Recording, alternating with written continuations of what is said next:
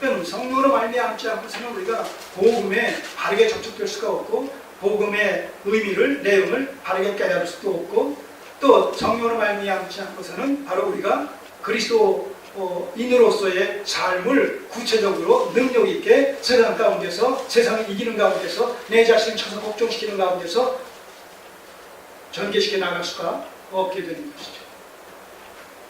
그러니까 이 시대의 성령께서 교회 속에 내주하시지 않는다면 그리고 그것은 동시에 성도들 개개인의 그 심령 속에 인격적으로 서로 그 관계를 맺고 있지 않다면 우리는 신앙생활 자체를 할 수가 없다라는 의미가 극단적으로 나온단 말입니다.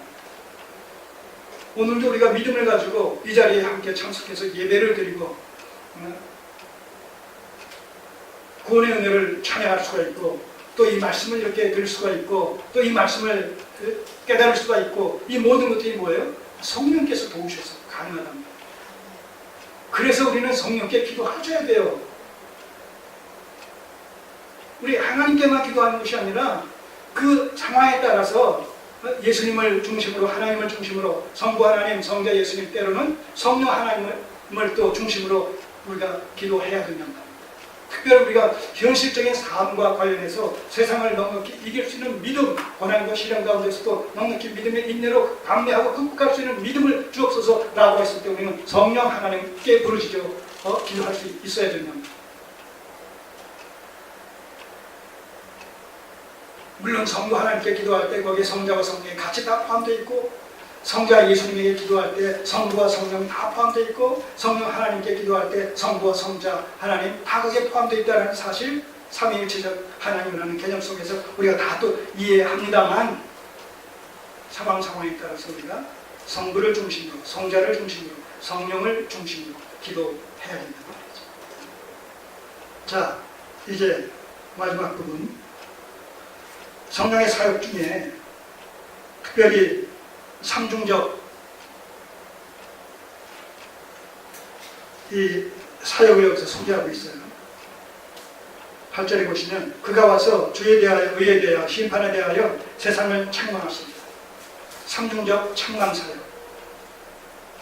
주에 대해서 의에 대해서 심판에 대해서 그것을 구체적으로 설명을 합니다. 9절 세상을 향해서 주에 대해서 책망을 하시는데 다시 말씀해서 책망한다는 얘기는 깨닫게 하신다는 얘기예요. 근데 주에 대하여 하면 9절에 저희가 나를 믿지 아니함이요. 다시 말해서 성령께서 세상에 대하여 죄가 무엇인지를 깨닫게 해준다는 거예요. 죄가 무엇인지를 깨닫게 해준다는 거예요. 근데 그 죄는 우리가 생각하고 있듯이 뭐 살인죄요, 뭐 간음죄요, 도둑질하는 죄요, 무슨 사기죄요, 이런 그 자범죄에 해당하는 그 죄가 아니라 죄의 핵심이 뭐냐면 예수 그리스도를 믿지 않는 것이 죄라는 거예요.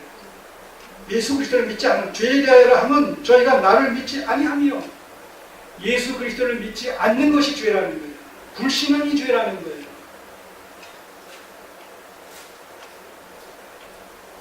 그런 의미에서 불신앙은 죄의 근원이 되고 죄의 뿌리가 되는 거예요. 상황을 뒤집어서 얘기합시다. 그럼 그리스도를 믿게 되면 어떤 일이 일어납니까? 아까 얘기한 자범죄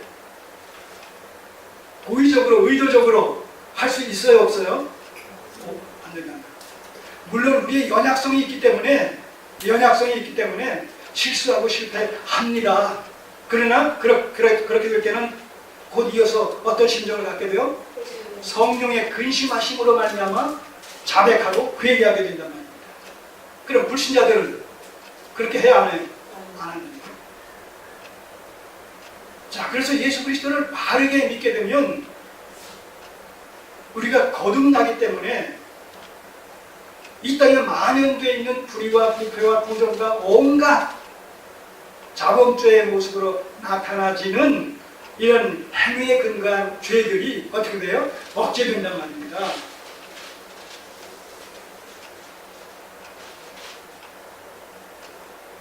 그래서 불신앙이 죄의 뿌리라는 거예요.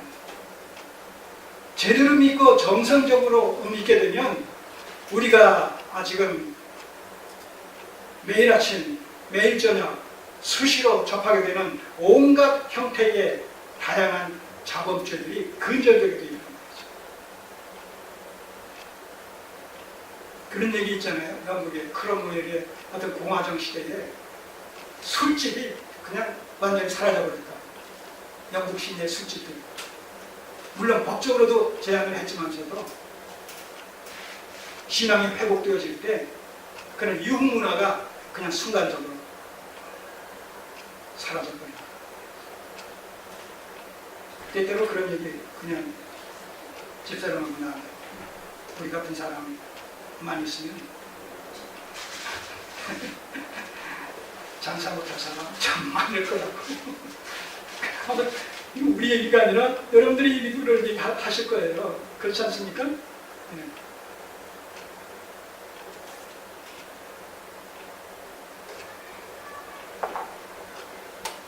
못한 걸 사면 10년이고 뭐 하나 뭘 사면 어쨌든 10년 동안 안 사니까. 네.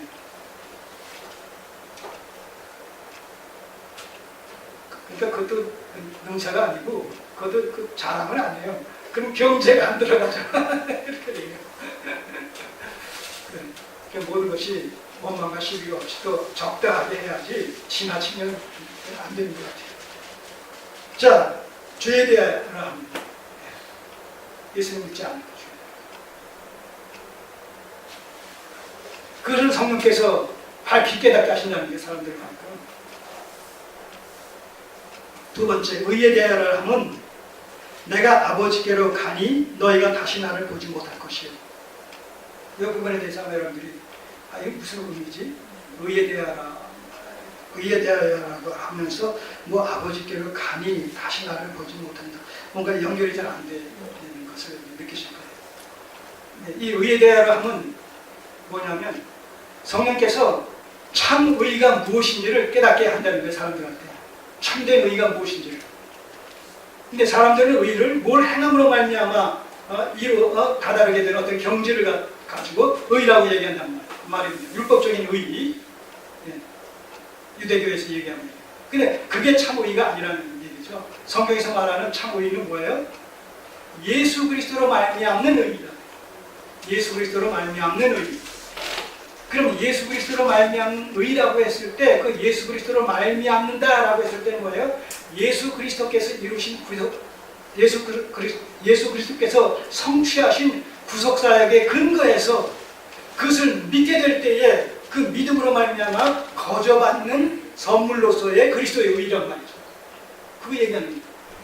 그러니까 그리스도께서 성취하신 구속사역의 근거에서라고 했을 때 그것이 뭐예요? 여기서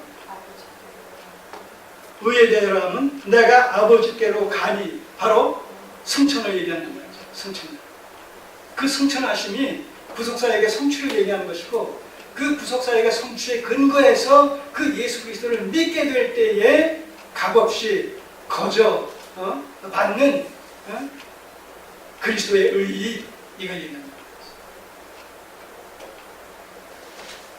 로마서 4장 25절에 뭐라고 되어 있어요? 예수는 우리의 범죄함을 위하여 내어짐이 되고 또한 우리를 의롭다 하기 위하여 살아가셨다. 거기서 부활과 의가 연결되어지는데 여기서는 부활 그 다음 승천 더 분명하고 확실하게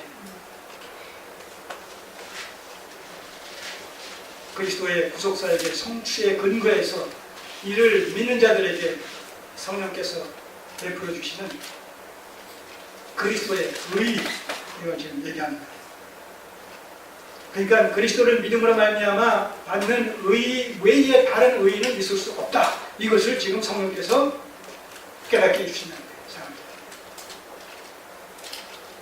그리고 세 번째 11절 심판에 대하여라 함은 이 세상 임금이 심판을 받았습니다. 자, 예수께서 십자가에 달려 죽으시고 그때만 해도 마귀가 승리한 줄 알았어요. 근데 사흘 만에 부활하심으로 말미암아 사단은 공식적으로 뭐예요? 사실상 패배한 것이죠. 창세기 3장 15절에 있듯이 뱀은 여자의 후손에 발꿈치를 상하게 하는 정도로 예수 그리스도의 죽으심과 연관시킬 수가 있는데, 여자의 후손은 뱀의 머리를 삼게 하였다. 부활하심으로 말미암아 머리를 삼게 하였다. 치명상을 입혔다. 사실상 패배시켰다. 그런 의미가 성경에 있는 거죠. 자, 그러므로 말미암아 이제 종말론적으로 어떻게 돼요? 사단의 심판받았을 뿐만 아니라 이제 종말론적으로 모든 선악간의 행위에 최종적인 심판이 따르게 된다는 것을 주님께서 이 말씀을 통해서 지금 성령께서 깨우쳐주고 계십니다. 사단은 이미, 세상 임금인 사단은 이미 심판을 받았을 뿐만 아니라 선악간의 모든 행위와 은밀한 이런 행위에 대해서 최종적인 심판이 있을 것에 대해서 지금 말씀합니다. 자, 마지막 13절에서 15절까지 내용은 아까 앞에서 말씀드렸듯이 성령께서 이제 세상에 대해가 아니라 그 그리스도인과의 관계 속에서 사역의 내용을 말씀하고 있습니다. 자, 진리의 성령이 오시면 그가 너희를 모든 진리 가운데로 인도하시니, 지금 우리가 말씀하신 드린 대로 성령께서 오셔서 우리를 진리 가운데로 인도하시기 때문에 저도 깨달아서 깨닫게 해주셔서 이 말씀을 정리해서 이렇게 설교할 수 있는 것이고, 또 여러분들도 성령께서 그 말씀을, 선포되어지는 설교의 말씀을 또 들을 수 있는 귀를 열어주셔서 듣게 하시고 또 깨닫게 하셔서 우리가 아멘으로 서로 화답할 수 있게 하시는 이 동력이 누구냐? 이 원인자가 누구냐? 성령이시다. 그러니까 우리가 이 성령께 얼마나 감사의 기도를 드려야 되겠어요.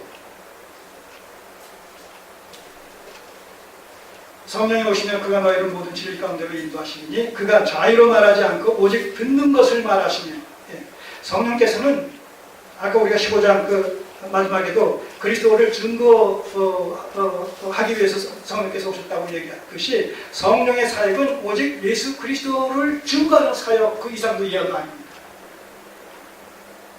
그리스도의 영으로서 그리스도를 증거하기 위해서, 그리스도의 이런 면 저런 면, 그분의 말씀, 그분의 인격과 사역에 관해서 성령께서 깨우쳐 주시는 증거 사역을 담당하신다는 것이죠.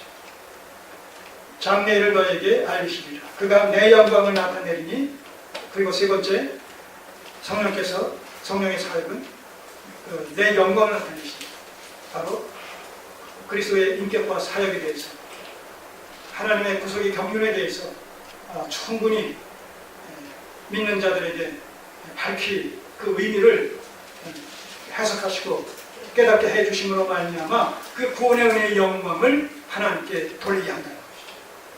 그리스도의 구속 사역에 대해서 감사와 찬양과 영광을 돌리게 한다는 것이죠.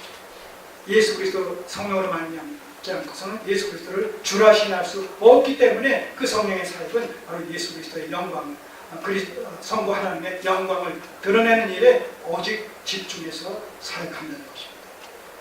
그래서 과거뿐만 아니라 성령 강림하셨을 때 초대교회뿐만 아니라 오고 오는 모든 시대에 걸쳐서 성령의 이 책망의 사역과 그 다음에 성도들을 중심으로 한 진리 가운데 인도하시는 이 예수 그리스도에 대한 증거 사역은 한결같이 지속되어질 것이라는 사실을 여기서 우리가 확인할 수가 있겠습니다.